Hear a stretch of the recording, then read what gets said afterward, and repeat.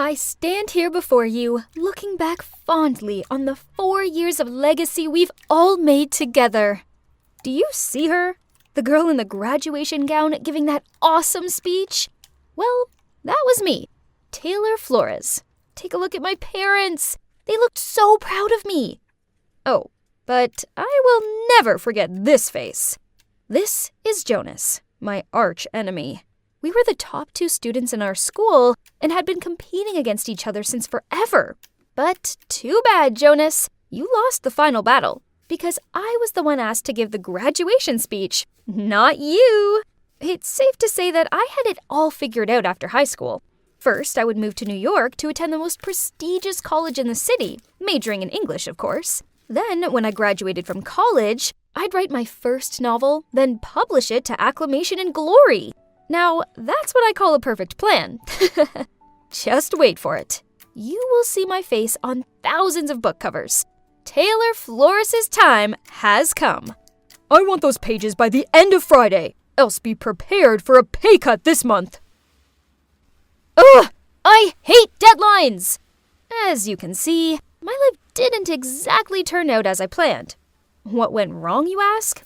Well, after I graduated from college, I pursued my writing dream, but every agent and publisher I sent my novel to rejected it. I kept pushing myself to write more, but then I ended up having writer's block. I couldn't create stories anymore, so I decided to switch to writing for newspapers. I used to think that if I had to write for a newspaper, then it'd at least be a famous one. But life is not a fairy tale. On the contrary, it's actually cruel and unfair. Well, at least it was to me, because my preferred newspaper rejected me a bunch of times. So now I ended up here, working for this unknown news website with an all-time grumpy manager.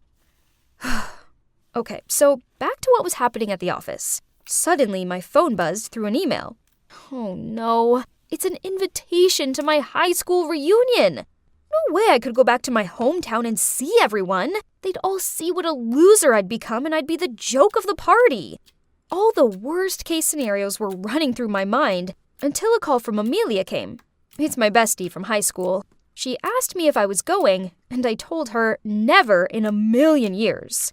If you don't go, then everybody will assume that you failed in life and you're too ashamed to go. So the best thing you can do is to attend and keep your head up high. Man, Amelia really had a point, and was great at persuading other people. No wonder she's now a lawyer. Ugh. So, here I was, in front of the venue, feeling so nervous that I thought I may throw up. But it's now or never, right? I just needed to put my game face on. I entered the room to a load of unfamiliar faces. Huh? Was I in the wrong place? I was about to leave when I suddenly bumped into somebody and fell on the floor. Ouch! I looked up. It was a chubby lady who was holding her baby in one arm and gripping a toddler's hand with the other. I instantly apologized. I'm so sorry. I hope I didn't hurt the kids. Oh, it's fine. You're lucky my belly was big enough to block you.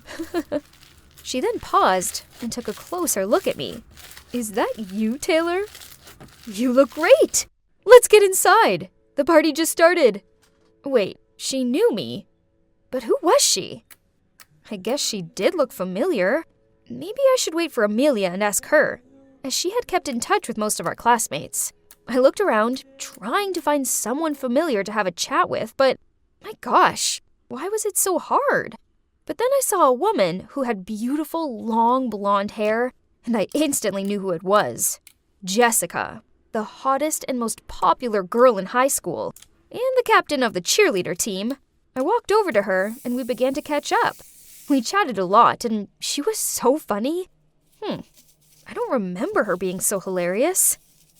My God, you're so funny, Jess. Hey, Jessica! I heard Amelia shout. I looked over at her, and she was walking towards someone else. It was the chubby lady from earlier. So, she's Jessica? Oh my, she definitely changed a lot. But if that was Jessica, then who was this? Thank God I didn't say her name earlier. I excused myself from this mystery person, then whispered to Amelia, asking who the lady was I was talking to. Beats me. Why don't we ask her directly?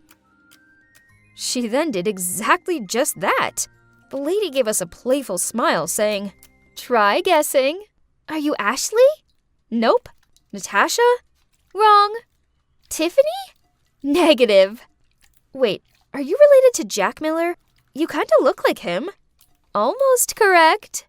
Oh my, she wasn't related to Jack Miller, 'cause she is Jack Miller. Well, now she's Jill Miller.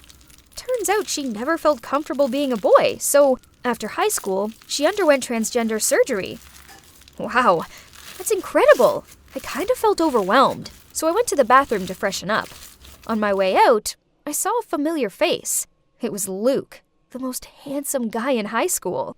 He was picking up trash and putting it in the garbage can. Aw, what a nice guy. We talked for a bit and... Oh, turns out he works here as the janitor. He was the one who recommended organizing the reunion here, and he was cleaning up as much as possible so later it wouldn't take him so much time. For real? Who would have expected that? I went back to the party and saw Amelia talking to a guy. Oh, who is this handsome dude? Amelia beckoned me over and introduced him to me. I couldn't believe my ears. It was Jonas, my arch enemy. The chubby dwarf Jonas with a face full of pimples now resembled an Abercrombie & Fitch model. Jonas just told me that he's been promoted to a higher position in his company. Ugh, seemed like he still kept his bragging habit. Some things never changed. Suddenly, Jonas asked me, "What about you, Taylor? How has it been going for you lately?" Oh, snap! I couldn't tell him that I was working for this awful news website. That would be so humiliating. So, thinking fast, I blurted out that I was a managing editor for this huge newspaper in New York. Jonas and Amelia looked at me in shock. In your face, Jonas. If I had a mic, I would definitely drop it. I asked Jonas what position he was promoted to, and he replied, "Oh, I got Chief Technical Officer." Huh, nice try, but it was no match for my amazing job. I won that battle, loser. Well, in general, the reunion went pretty well, even though I had to lie about myself, but whatever. It's not like I was gonna see Jonas again, right? Wrong. A week later, I received a Facebook friend request from him. First I ignored it, but then a few days later, he texted me via Messenger, asking why I didn't accept him on Facebook. Ugh, that was so annoying. Fine, but first I had to readjust my page. I needed to hide photos, statuses, and tags that were related to my company. Done. Then Jonas began to text me. "It was nice seeing you the other day. Would you like dinner sometime?" I'm sorry, what? Was he asking me out on a date? Or was this a prank? 'Cause I live in New York. I told him that, and oh my God, he lives in New York too. Ugh, great. But the thing is, I told him last time that I'm an editing manager, and that's a busy job. So during our date, I asked Amelia to pretend to be my secretary and call me a bunch of times during dinner. However, before we could play our act, Jonas was the one who received a dozen calls and then had to leave early because of an incident at his company. After that, he texted me quite a lot, but still feeling bitter from being ditched at dinner the other day, I only replied to him after 30 minutes. Every time. But on days when he didn't text me, I found myself staring at my phone, longing to hear from him. Jesus. I was falling for him? Jonas? Why Jonas? I couldn't understand myself anymore and was unable to stop my feelings. So when he told me he liked me, I said I liked him too. And soon we became a couple. It was great at first, but then Jonas insisted that he drive me to work and pick me up. Oh no. I refused, of course, but he wouldn't take no for an answer. Ugh. So when Jonas dropped me at the fake office, I had to run. No, I had to sprint 5 blocks to my real office to make it on time. And then in the evening, I had to leave 30 minutes earlier to run back to the other office and wait for him to pick me up. The first 3 times, I could handle it. But Jonas wanted to drive me to work every day, That's enough. I needed a break from all this running. Eventually, I came up with an excuse. I bought a bike and told him that I wanted to ride to work, as it would be good for my health. Phew. I didn't have time to run 5 blocks each day anymore, because I had an important interview to prepare for. Oh yeah, I was applying to my dream newspaper. Again, if I did get in, I don't need to lie to Jonas anymore. And luckily, my interview went pretty well. I had a smile on my face as I walked over to the elevator. First it was just me, and then a bunch of employees went in. The elevator was about to close when suddenly, from the outside, someone put his hand between the doors. "Please wait!" And that's when I saw a familiar face. Jonas! Our eyes met, and we both looked shocked.